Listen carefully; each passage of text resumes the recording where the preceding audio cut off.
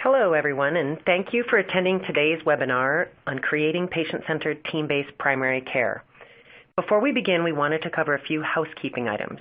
If you have questions during the webcast, you can submit them by clicking the red Q&A button on the bottom left of your screen, and we'll try to answer those questions at the end of our discussion if we have time. You can also use this Q&A button if you have any technical difficulties. You can also click on the yellow Help button with a question mark icon to find answers to common technical questions. You can expand your slide area by clicking on the maximize icon on the top right of the slide area or by dragging the bottom right corner of the slide area. I also wanted to let you know that a copy of today's slide deck and additional materials are available by clicking on the green folder button on the bottom of your screen. An on-demand version of the webinar will be available approximately one day after a webcast and can be accessed using the same audience link that you used to join the meeting today. We're now about to begin our formal presentation. I'm pleased to introduce Jan Ginevro, Health Scientist at the Agency for Healthcare Research and Quality. Jan, you now have the floor.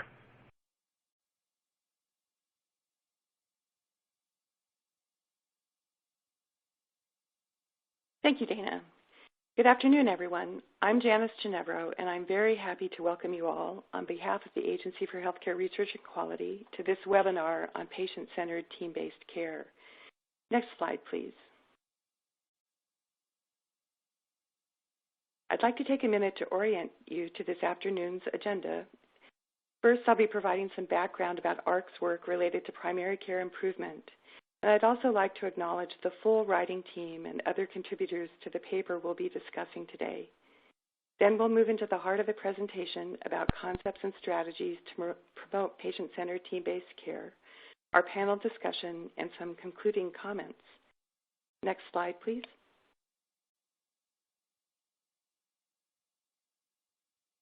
The paper you'll be hearing about today is part of a larger effort by AHRQ to improve research, evaluation, and implementation of the patient-centered medical home and to contribute to the development of new models of primary care delivery. We're particularly interested in this stage of our work in providing information and practical strategies to help support practices in their ongoing work of primary care improvement. We've been very happy in this larger effort to collaborate with our colleagues at Mathematica Policy Research, some of whom you'll hear from today. Out of this work, we've produced a series of white papers and other products, including papers and briefs on patient and family engagement, that are available from AHRQ's PCMH Resource Center's website at pcmh.ahrq.gov. The paper we'll be discussing today will also be available online from the Resource Center in the near future, and I'll tell you a little bit more about that later. I'd like to acknowledge the team of researchers who collaborated on this paper, Lisa Schottenfeld and Dana Peterson, who are presenters today, and their colleagues, Debbie Pikus and Hannah Burak from Mathematica, as well as Rick Ricciardi and Bob McNellis from AHRQ. Next slide, please.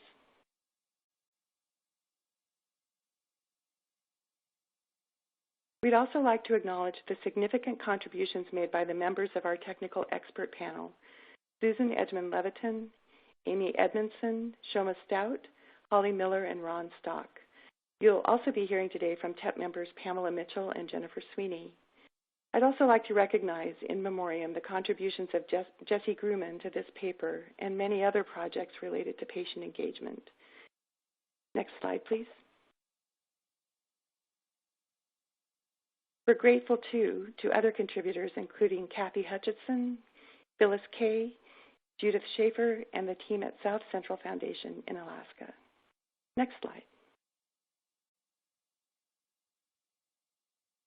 And now I'd like to introduce Lisa Schottenfeld of Mathematica, who is the lead author on the paper and who will provide an overview of our work on patient-centered team-based primary care.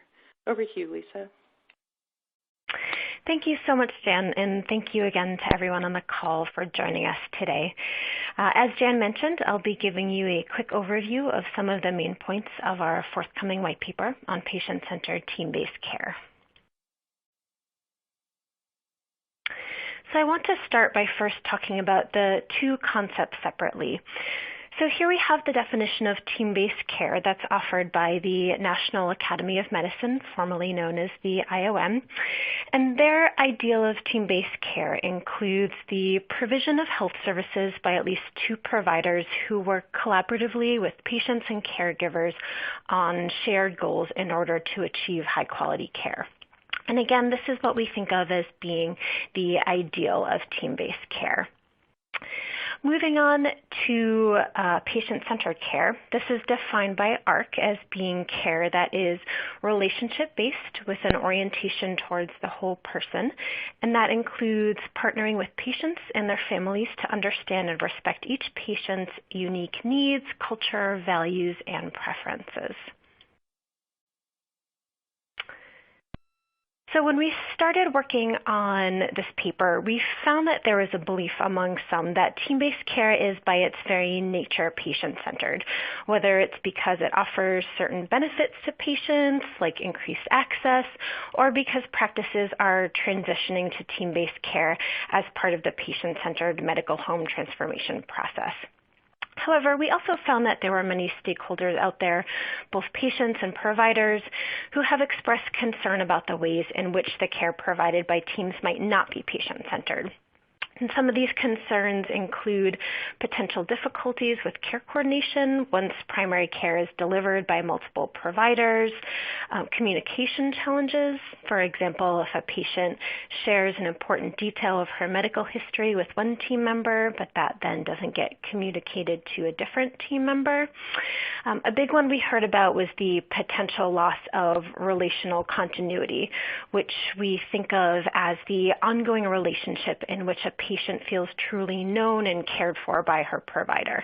And we know that this aspect of care is one that's really valued by both patients and providers, and is something that's potentially at real risk when care starts being delivered by multiple team members.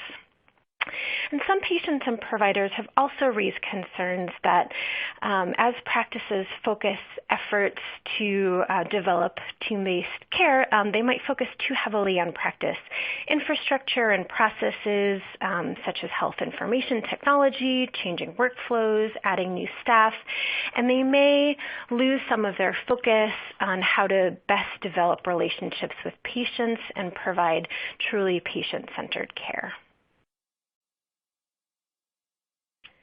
So the goal of our paper was to help practices tackle these sorts of issues and create team-based care that's genuinely patient-centered.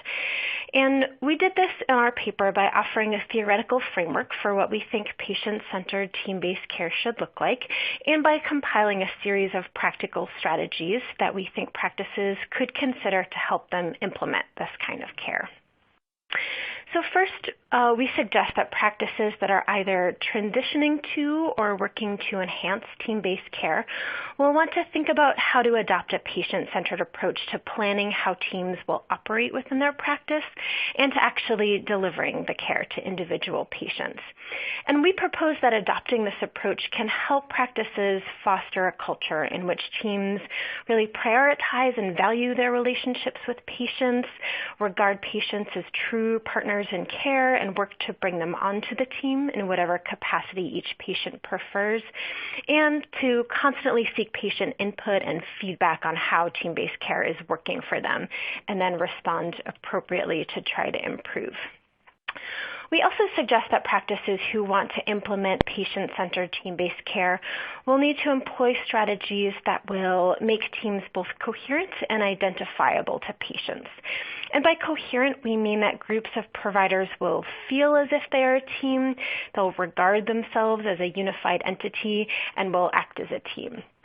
So they have strong relationships with each other, they communicate well, they respect each other, and they collaborate with each other to meet the patient's needs. And by identifiable, we mean that patients are able to see the multiple providers who are caring for them as a team, so as a distinct and unified entity that's working together to provide care. And we suggest that when teams of providers are both coherent and identifiable, then these provider teams are then able to build strong relationships with patients and effectively partner with them. So I want to move on now to some of the strategies that we outline in the paper. And unfortunately, we only have time today to talk about a few of the strategies that we cover in the paper. So I certainly encourage you to check out the paper once it comes out this fall to learn about the others. So I'll start with strategies for adopting a patient-centered approach. So first, we propose that as practices are preparing to implement team-based care or make changes to the way team-based care is currently provided, that they'll want to engage patients in their planning processes. And our panelists today are going to discuss some of the specific ideas you see here on how to do so. Some of the experts we spoke with also mentioned that developing an explicit philosophy of care can be really important. And that philosophy can outline the practice's various priorities, for example, keeping relationships at the center of care. And those same experts suggested that once the philosophy has been developed, it's important to find ways to incorporate it into everyday work. For example, the philosophy might be something that's used to guide decisions about how to implement or evaluate team-based care and incorporate it into performance reviews. And practices can also look to hire team members who match their philosophy of care. For example, they can work aspects of patient-centeredness into job descriptions and the hiring process by seeking to hire those, for example, with strong relationship-building competencies. And practices can also seek to hire staff members who are from the community that the practice serves. And this can help to increase the practice's cultural and linguistic competence. Also important is doing the work to prepare provider teams to apply that philosophy of care during their everyday interactions with patients. For example, a practice can offer training in cultural competence, shared decision-making, and other important competencies. And I know that our speakers today will also address this issue. And finally, it's important to think about how to create an infrastructure within the practice to support ongoing learning. That is, to not assume that the team-based care being provided is automatically patient-centered. And this step can include defining outcomes related to patient-centered team-based care and then tracking them regularly. And we know that this can be something that's very difficult to do, so our paper offers some resources to help practices specifically with ongoing learning. So in our paper, we also offer some strategies for creating teams that can successfully provide patient-centered care. So as I mentioned earlier, the first step in this is creating teams that are coherent or that act and feel like a unified entity. And to achieve this, many of the experts we spoke with told us about the importance of teams shifting to an outlook where they take collective responsibility for meeting the patient's needs. And to achieve this, those experts told us about the importance of promoting a real sense of respect and egalitarianism among team members so that all team members' contributions and opinions are equally valued. It's also really important to define team members' individual roles so that everyone understands what everyone else on the team is contributing while encouraging flexibility at the same time. And as we discussed before, communication is crucial. So creating structures to encourage written and verbal information sharing is an important step here. And this can include things like shared care plans that are developed with the patient and then used to communicate later, but also things like co-locating teams so that they have the opportunity to interact informally with each other and share information that way. And finally, practices can consider ways to make sure that teams are identifiable to patients. So this can include making sure that team members introduce themselves to patients and explain what they can do for each patient. And this can help the patient understand who is on her team and how the team works. Creating visual cues like posting pictures of the team in the waiting room. Something that we've called reiterating teamness to patients, really reiterating to the patient that she or he is being cared for by a team. So this can involve saying to the patient, "Hi, I'm X and I'm on your care team. I'll be doing this for you today." And one big one that we heard a lot is using warm handoffs between providers. And this is a way to transfer trust from one provider to another. So one provider could say to a patient, "For this particular issue that you're having, I think that this other person on my team could actually help you better than I could. I'm going to introduce you to her, and I think you'll really like working with her." So I want to wrap up by emphasizing a key point in our paper, which is our thinking that good relationships among provider team members really create the foundation for good relationships with patients. And all of these relationships underlie a practice's ability to plan and deliver patient-centered team-based care. And we lay out this thinking in more detail in our paper's conceptual model, so we do hope that you will check that out when it becomes available this fall. And with that, I'm going to turn things over to my colleague Dana Peterson here at Mathematica, who will moderate our discussion with our panelists. Thank you, Lisa. Thanks for that overview. And I second Lisa and encourage you all to look for the full paper this fall on the ahrq.pcmh.gov website. So I have the pleasure today of introducing three expert panelists who have agreed to share their insights with us today related to providing patient-centered team-based care. So I'm first going to run through the introductions of the three, and then I'll be moderating individual questions to each of the panelists as we go through the presentation. So the first person who's joining us today is Dr. Jonathan Sugarman, and he is the President and CEO of Qualis Health, recognized as a national leader in improving population health. Dr. Sugarman regularly advises government and private sector quality measurement and quality improvement initiatives. He is a prolific author on a variety of topics, including population health, primary care practice transformation, and quality of care. Thank you, Jonathan, for joining us today. Our second panelist is Dr. Pamela Mitchell. She joins us from the University of Washington, where she is a professor of nursing and health systems and executive associate dean of nursing. She also teaches in the School of Public Health and Community Medicine. Her research investigates care delivery system organizational features and their influence on patient outcomes in both acute and primary care. She teaches on a variety of topics in healthcare systems management. Thank you, Pamela, for sharing your time with us today. And third, we have Jennifer Sweeney joining us today. She is Vice President with the National Partnership for Women and Families. She directs the National Partnership's Patient and Family Engagement Portfolio and works to build effective partnerships among grassroots consumer advocates, patients, families, and healthcare clinicians and staff.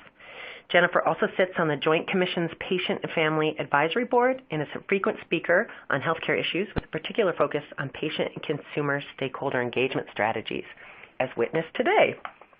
So thank you, the three of you, for joining. So now I'm going to direct my first question to Jennifer. So my first question is, some might assume that team-based care and patient-centeredness always go hand in hand. Can you describe why it is important for practices transitioning to team-based care to consider what it means to provide patient-centered care as a team, and what steps they can take to provide this care? Thanks, Dana. So to answer this question, I'd first like to do a little bit of level setting because despite the greater attention paid to patient-centered care in recent years, my experience is that there are still a lot of varying definitions and understanding of the term, and I know Lisa did a little bit of that at the beginning of the discussion, but I'll just say first that at the National Partnership, we actually expand upon the term to say patient and family-centered care because we believe families, however they are determined by the patient, are really an essential part of the care team. And this is especially true, as you can imagine, in pediatric and geriatric care. In our minds, when we say patient and family-centered care, we mean planning, delivering, and evaluating care in partnership with patients and families. And we think that this partnership needs to occur at multiple levels. So we mean direct care with things like shared decision-making and collaborative care planning. We're talking about partnership at the governance level, and that could be things like patient and family advisory councils. We're also talking about partnership at the system delivery level with patients and families participating in practice quality improvement projects, for example. And then we also believe it's really important for practices to partner with community-based organizations. So with that sort of level setting, I'll say that I do think it's possible for a practice to transition to a team-based care approach without being patient and family-centered, and I'll share just 2 examples with you. So I have seen practices decide that they're going to use a team-based approach, and they do a really good job of clearly defining roles among clinicians and staff and really do a great job of getting team members on the same page, and yet they fail to communicate with patients about the shift to a team-based approach. And I've actually seen this quite a bit in some patient-centered medical homes and many accountable care organizations in which patients are really the last people to know that there's been a shift in the way care is being delivered and in the delivery model. And that's not patient and family-centered team-based care. So here's what I would advise instead, and this is really described in detail in the paper, so I'd encourage folks to look at it. One is take the time to explain to patients the concept of team-based care and really emphasize how that approach will differ from what they've experienced in the past. It'll also be really important to emphasize that the practice's goal is to enhance patient experiences and improve the quality of care provided. Many patients will assume this has to do with costs. It's really important, again, to underscore patient-centeredness and quality of care. And then finally, underscore the practice's commitment to maintaining existing relationships, because patients will think that essentially we're trying to take their beloved healthcare provider away from them. In my mind, it's really important to communicate this shift in care in conversation. So, you want to have a back and forth between the healthcare team and patients so that they can ask any questions they might have. They can also give you feedback on their thoughts about team-based care that may help you improve the approach over time. I don't think the initial conversation is the only way that you can communicate. I think it's important to follow up. You can do that with videos, with written materials. I know in the paper you all talked about patient orientation sessions, which I also think are important to reinforcing what's shared in those initial conversations.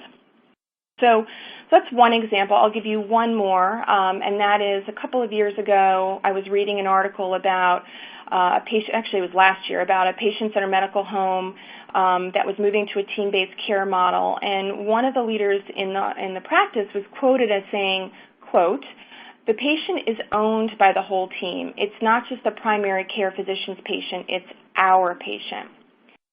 And that really gave me pause because it helped me understand sort of what people were thinking about in the field. And in my mind, while that isn't like the worst thing I've ever heard, it's not really a patient and family-centered approach.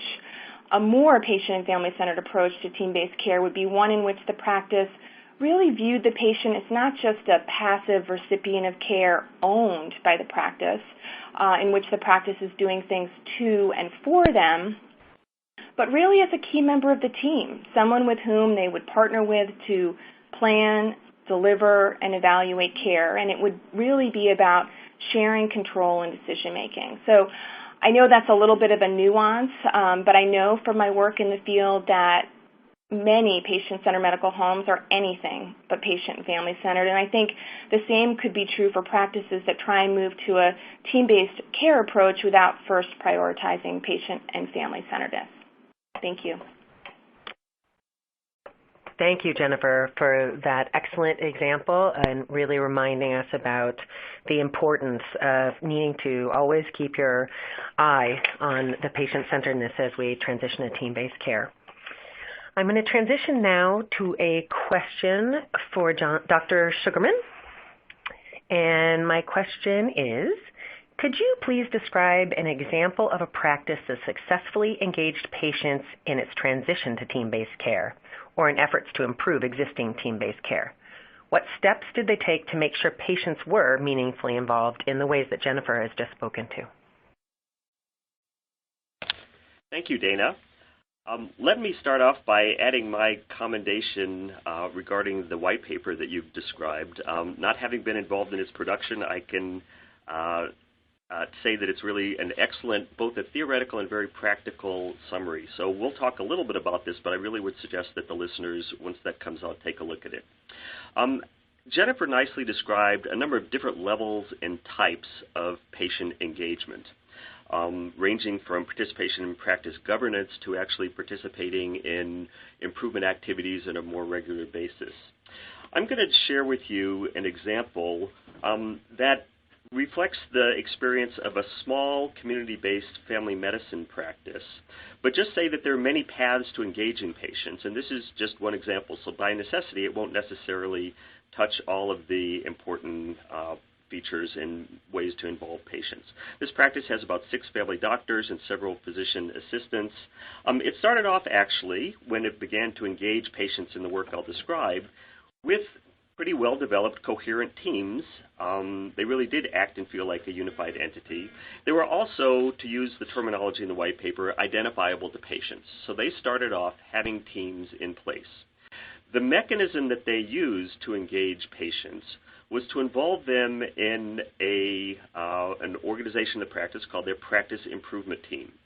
This was an enterprise that's intended to, on behalf of the practice, implement changes, improve quality, and try and make the practice more patient-centered. This practice invited 2 long-term patients who had been with the practice for many years to begin attending their weekly practice improvement meetings and to really participate on an equal basis in the improvement activities that the practice conducted. So there were 2 patients. One was a man, one was a woman. They brought slightly different perspective on their experience with the practices. They also, as I said, had been with the practice for a while, so had some history and saw the practice evolve over time. So they gradually became involved in these weekly practice improvement activities, and as projects came up, for instance, looking at the medication reconciliation process, one of the patients said, you know, I've been in this practice for 30 years, and no one's ever asked me when they're checking what medications I'm taking if I understand why I'm taking those medications. And so that actually started a cascade of activities which resulted in asking patients about their understanding of their medication. So that's one type of example of the suggestions that they made. With regard to suggestions, the practice actually asked the patients to handle suggestions from the practice's suggestion box and to help guide the team on changes they could either make or not make. So what steps did they implement in order to engage these patients? First, as I indicated, they invited them to participate in the weekly practice improvement team meetings. And the patients, in fact, actively and faithfully did that. They then gave them important responsibilities, things like reviewing the suggestion box, reviewing the educational materials that the practice provided to the patients. They asked for their advice and input, but importantly, they actually implemented the changes suggested by patients in many cases. They included them in important meetings with the broader practice beyond the practice improvement team so they could demonstrate to the clinical delivery teams the importance of engaging patients in the improvement work. They partnered with some members of the team, of the practices team, with the patients to actually implement some new programs. So one of these patients on the patient practice improvement team actually started a walking program for the practice with a nutritionist at the program. The practice were intent on focusing on the skills each patient brought to the team and really to try and find meaningful roles for them. And I think some of the examples that I've suggested emphasize that these really are meaningful roles. The patients became so engaged that they refer to the practice as we rather than they or their practice. I've actually seen this particular practice in some group learning sessions, and when practices are asked to talk about what they're doing, often it's the patient member of the team who stands up, talks about our practice, and describes the improvements they've implemented. So I think I'll stop there given the time. Thank you so much, Jonathan, for those concrete and positive examples. It's inspiring to hear about that practice. I'm now going to shift my third question to Dr. Pamela Mitchell. And my question for Pamela is, the paper discusses several strategies to help achieve strong communication among team members. For example, creating shared care plans or collating staff. In your experience, what techniques have been most successful for encouraging effective communication? Well, thank you very much. Like the other panelists, I'm really delighted to have the opportunity to be part of this group. And my work in this area has been ongoing for many years, but it was very much stimulated by the work we were doing with the IOM, now the National Academy of Medicine, with respect to the principles and values of team-based care. And it's very exciting to see this being carried through a number of papers, and this one in particular, which I would echo Jonathan Sugarman's call to the people on the call to go look at this paper, because it's a very practical paper that takes what we've learned from examples and then gives some concrete suggestions for folks who are attempting to either improve or really start their patient-centered team-based care. With respect to this specific question, I think that Jonathan has given us some really great strategies with the example he gave us about achieving these strong communications.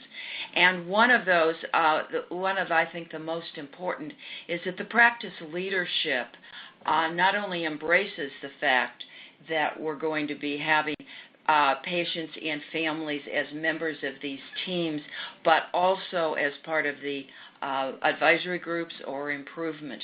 One of the things we talked about when we were discussing this earlier with the panelists was the notion that in our current system of providing care, which all strongly resembles piecework, if you're not billing, many people think you're not working. You just really have to change that notion in order to be able to fully integrate patients and families and create these communication pathways for teams. So you're just as much working while having team huddles or while having shutting down appointments for a period of time while you do some team building. All of these are just as important in creating the communication among the team. And in the long run, you probably don't lose money. You probably save by efficiency by not having things drop through the cracks and are able to really make a more efficient and effective practice.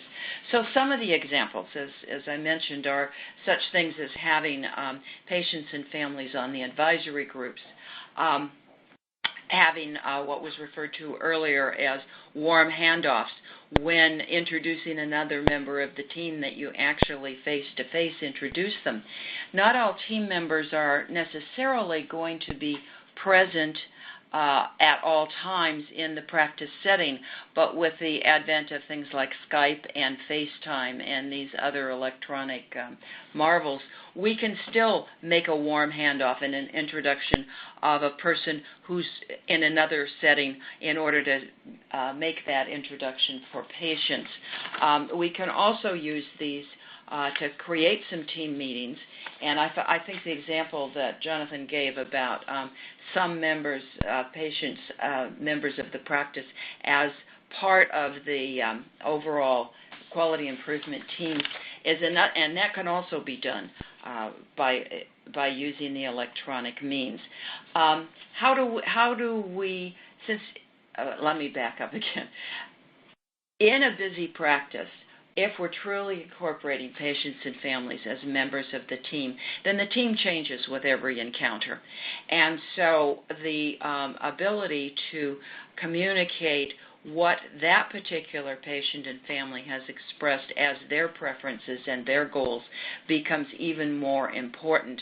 So such things as my chart or open notes or a variety of ways in which the written record, is accessible both to the team members, including the patients and families, become a very important way. So the patient is not continually retelling their story and what their preferences are. For some patients and families, their preferences are not that they be included fully in the decision-making, but that they understand what the rationale was. And so they shouldn't have to tell us that every single time, and they should have a means to tell us when they would choose to become more fully integrated into the decision-making. Co-locating staff is terribly important, but we can co-locate through electronic means as well. I think I will stop at this point so that we can go on to the next questions, and then we may be able to come back to this in the question and answer. Thank you very much, Pamela, for those examples of the variety of and the importance of both electronic and in-person communication strategies and how they can be very diverse and are also dependent on both the teams and the patient's preferences. So thank you for that. I'm going to now shift back and ask my second round question to Jonathan Sugarman. And this question is asking about bringing particular members onto the team. So what steps can practices take to successfully bring on front office staff onto the provider team? In other cases, I'm wondering, in practices that employ other staff like dietitians, care coordinators, other staff that might not work full-time, how can these individuals also be fully integrated onto practice teams? Thanks. Before I answer that question, I want to respond to a chat question that came in about my previous answer, asking whether it was a private practice or a community health center. It actually was a private practice, and I bring that up because it is relevant to something that Dr. Mitchell raised about the fact that in fee-for-service settings and others, if one looks at team development as kind of an extra activity or doesn't recognize that it does take time and effort, that it's very difficult to do. But it can be done even outside of organized structures. So to the question at hand about what practices can do to bring front office members into provider teams, I think the first step is to really make an intentional decision to do that and define them as members of the care team. That's often a leap for practices who have perceived administration or clerical staff to be something different from the healthcare delivery team. And so the first thing I think is actually for the practice to make, practice leadership to make a decision really to include folks in doing things other than checking in patients, making appointments, so on and so forth. So the intention is the first thing. The next thing is actually quite a logistical challenge that some practices that have the intention still can't overcome, which is to try and assure that they schedule team meetings so front office staff and others really can attend them. So they're members in more than name only. It's important to provide some context to the front office staff so they understand that they're actually part of a delivery system team rather than seeing their roles simply as checking in patients, taking insurance cards, things like that. It's important to assign meaningful roles for them so as they become team members, they see how their work actually fits into improving care delivery and can become patient-centered to facilitate patient-centeredness. So the front desk office staff, and in many practices this already happens, actually have relationships with the patients as well. Now, one of the challenges often for bringing front office staff onto provider teams is a front office staff often supports a practice if there's one receptionist and has to participate or support more than one team. When that's the case, it requires a fair amount of standardization among the different teams so the front office staff's roles don't have to kind of get bifurcated. Dr. X wants appointments this way, Dr. Y and team B wants it done this way. So it does, practices can take steps to make it easier to actually have front office staff feel as though they're team members by giving them roles that can be generalizable across teams.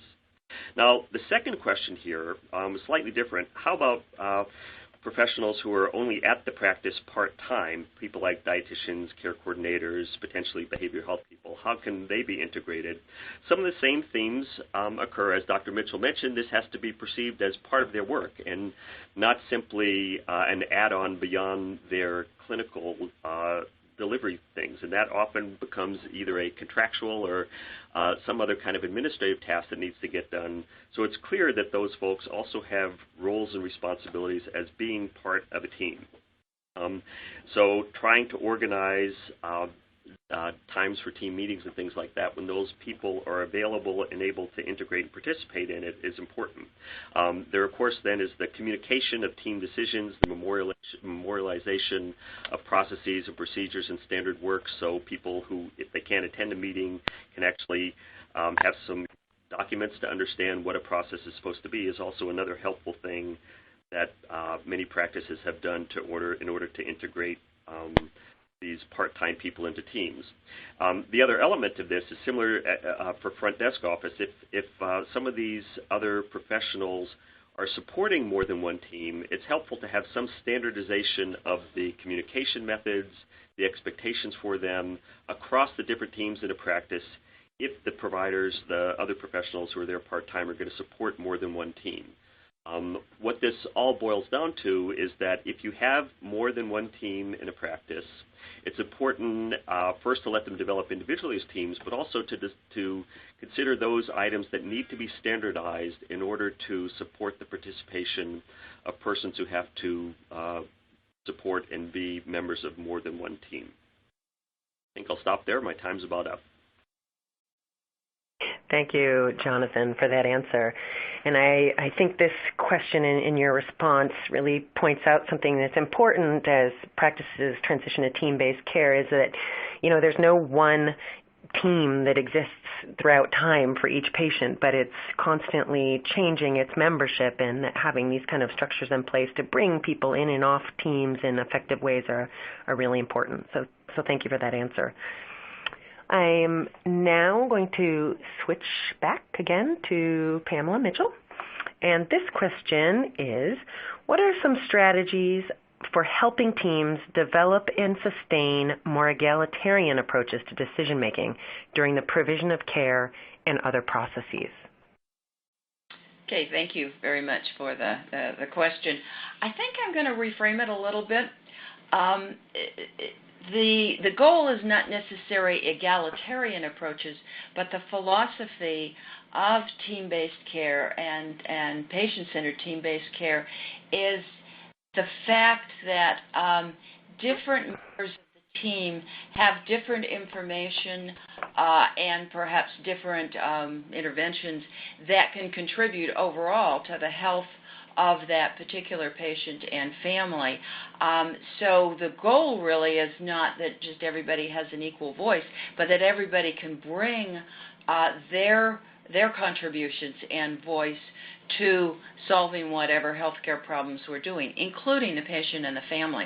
And this, in some ways, there is a question on the chat board about how do you overcome the PCP's fear of loss of control to another clinician.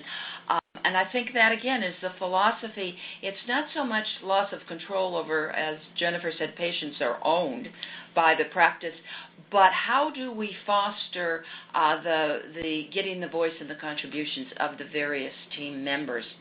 The example that I would give is actually from inpatient care, but we've learned a lot about team-based care from the geriatric and the rehabilitation teams within inpatient and hospital-based care, who were some of the first to really pull together the teams who had differing expertise and differing approaches. And in one of our university hospitals, the chief of rehabilitation medicine was talking with that rehab team about their discharge planning and how they might make it more effective. And one of the nurses said, it would probably be more effective if we were bringing the patient and the family into these discharge planning meetings, since they're the ones who are going to have to carry this out when they get home, which seems a very logical response, and now that's pretty common among rehab. But many people hadn't even thought about the fact that, of course, the patient and the family are the ones who are going to be implementing this. They need to be part of it. So in that approach, it elevated the patient and family voice, and they were able to give voice to what their concerns were, as well as solutions that nobody else had thought of. And it elevated a member of the team, the rehab nurse, who had often sat in the background with a lot of great knowledge but hadn't been asked for. So I think those are that's part of that ongoing learning. It's part of what we need to be doing in our team huddles, or the brief touching base to see where we're going next, is deliberately giving voice to all of the members of the team who have some relevant information about this particular problem, and it ultimately comes back to truly adopting the philosophy of patient-centered, team-based care in which patients and families are definitely at the center of it. I'm finished. Thank you. Thank you very much for that, Pamela. Okay, I'm going to shift now to our final question, and then if we have time, I'll open it up to some of the questions that have been submitted by the WebEx. Thank you, attendees, for sending some interesting questions. The last item I have for today is for Jennifer, and this one asks, one strategy described in the paper involves training team members in how to invite and be responsive to the needs and preferences discussed by patients. This can include training in communication and active listening, culturally competent care, and other topics. In your experience, what types of training have you seen be most successful in helping team members better provide patient-centered care? Thanks, Dana. I think the best way to help team members provide patient and family-centered care is to ask patients and families in the practice to sit down with them, not all of the patients and families, but a representative group, and ask them to describe what patient and family-centeredness means to them. What does it look like to them? Ask them to be specific, to use examples of what has worked for them in the practice and what might be done differently. In my experience, there's really no substitute for hearing directly from patients and families what patient and family-centered care means to them. And I also think that these conversations can be really effective when dealing with some skeptical team members. I think what we're seeing today is that most folks in healthcare are overwhelmed, and they've got initiative and change fatigue. They want to provide high-quality patient and family-centered care, and they're constrained by a lot of things within the system. But I think when they hear from patients and families that this is about providing care in a certain way versus it being a program or an initiative, it reminds them that this kind of relationship that the patients and families are looking for is the same thing that they're looking for. It's why they went into practice in the first place. So that's the first thing I'd say. The second thing I would advise folks to do is look beyond traditional quality improvement specialists when it comes to infusing their practice with a patient and family-centered approach. I think quality improvement specialists have an incredible expertise, but in my experience, most of them don't have both the quality improvement specialist expertise and the patient and family-centered expertise. So what I would advise instead is combine quality improvement specialists with organizations, consumer groups, and organizations that work on behalf of patients and families so that you're getting both of those perspectives. Consumer groups and organizations that work on behalf of patients and families know what patients and families want and need in healthcare. They can help you create strategies to get to a more patient and family-centered place. They can help you launch and sustain patient and family advisory councils, or they can help you work to partner with patients and families in less formal ways, ad hoc ways, like I mentioned earlier, getting patients and families involved in quality improvement initiatives, for example.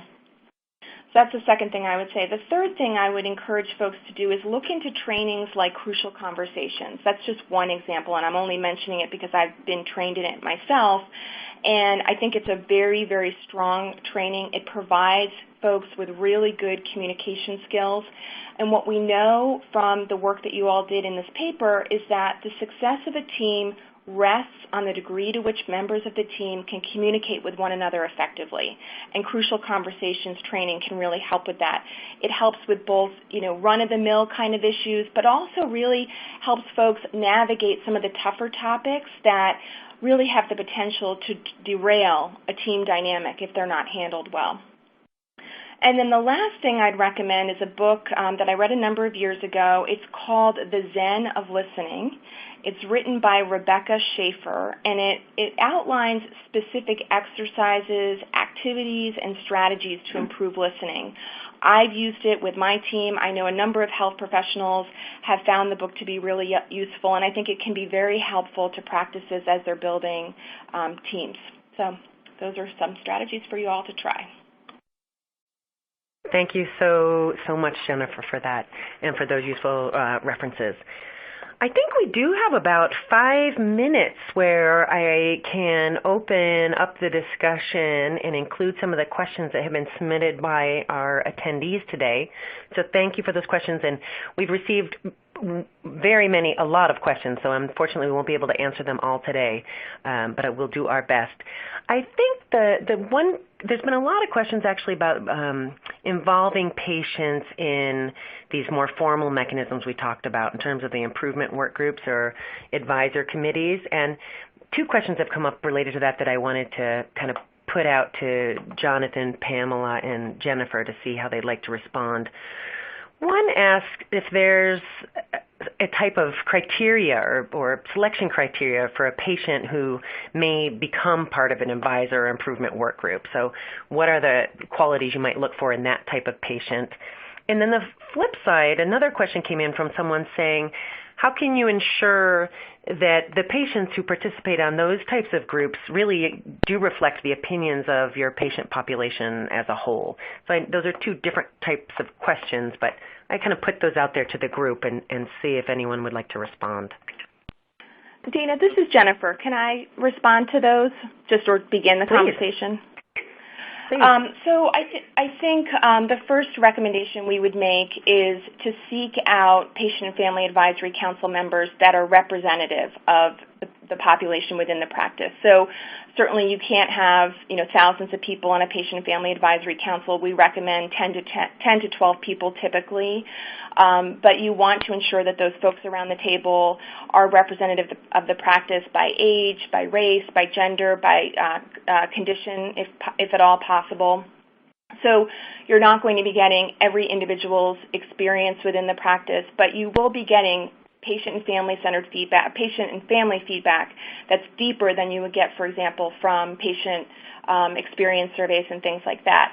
I also wanted to mention someone responded that they disagree with the comment that quality experts are not patient-centered. I just want to emphasize that many quality improvement experts are patient-centered, but not all of them are. So I just want to clarify that. And I think that there's a lot of great work that folks like consumer organizations and patient family advocacy groups can do with quality improvement experts, and I've been very fortunate to do that myself. So I want to just qualify that. And in terms of sort of the criteria for patients and families on patient family advisory councils, there are a lot of criteria that we suggest. I can't go into it all right now, but one caveat I would just share is don't look just for the yes patients. So it's incredibly important to find patients who can provide you with valuable feedback in a constructive way, but you also want to find patients who haven't always had the best experience in the practice, because they will give you nuggets of information that are incredibly important to improvement. Thank you. Thank you very much for that, Jennifer. Unless Pamela or Jonathan has anything specific to add to that, I wanted to jump to a different topic. Jonathan, Pamela? So just very quickly, the answer we just got from Jennifer talked about patient-family advisory councils. If one is just looking for a patient or 2 to participate on a practice improvement team, such as I discussed, the number of the practices with whom we've worked has simply asked the attending physicians for recommendations and put together a little job description and said, who do you think might be interested in this? Because absent a larger group, you're going to obviously get a little bit of a skewed opinion from one patient or 2 patients on a team, but actually it's been quite effective, and we've seen many really great examples of the clinicians getting the right people, not the yes people as Jennifer described, but folks who really could generally contribute to the discussion. Thank you. I'm going to switch gears with this next question and hope that one of the panelists can field it. It's a question about measurement, and it relates to some of the strategies Lisa mentioned that we touch on in the paper around building a practice infrastructure to support ongoing learning and improvement in providing patient-centered team-based care. So this attendee asks, how do we measure patient-centered care beyond looking at patient experience survey questions that may not focus on all aspects of this concept, for example, relationships among team members? Well, this is Pam. one thing, I hope that the various ways we're measuring the patient experience has something to the extent of to what extent have people asked what your preferences are, or how have you been able to express these? So that's definitely one component of measurement.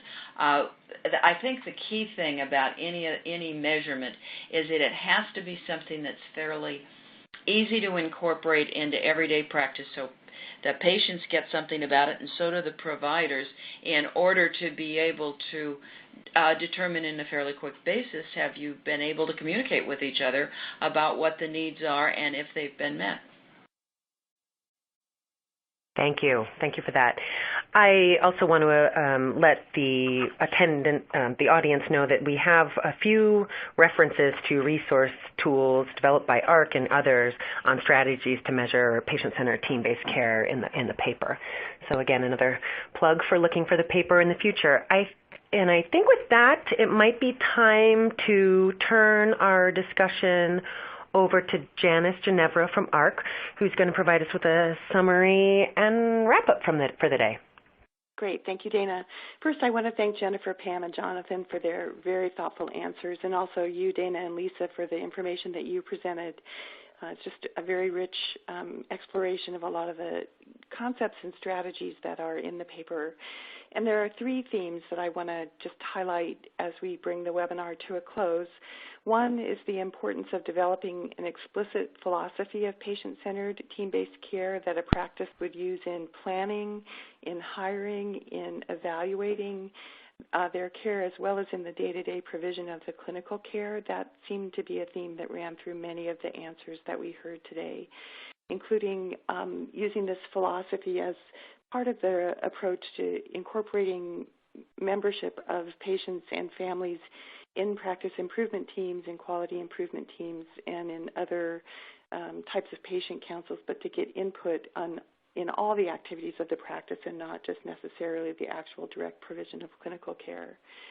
Another thing that I'd like to highlight and ask people to consider is the importance of the physical environment and how it's structured and how its organization can support or interfere with a team approach to care. And we were provided with a couple of examples of things like co-location,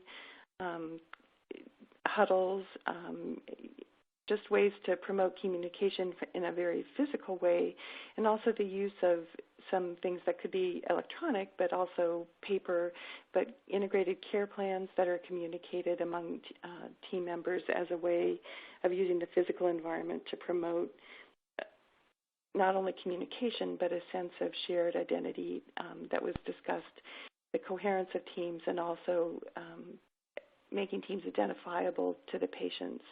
So highlighting the fact that it's not just a philosophy, but there are very specific physical structures and actions that can be taken to help ensure the success of a patient-centered team-based approach. The last thing that I want to highlight very quickly is the importance of relationships in high-quality primary care, and this is something that is also highlighted in the paper.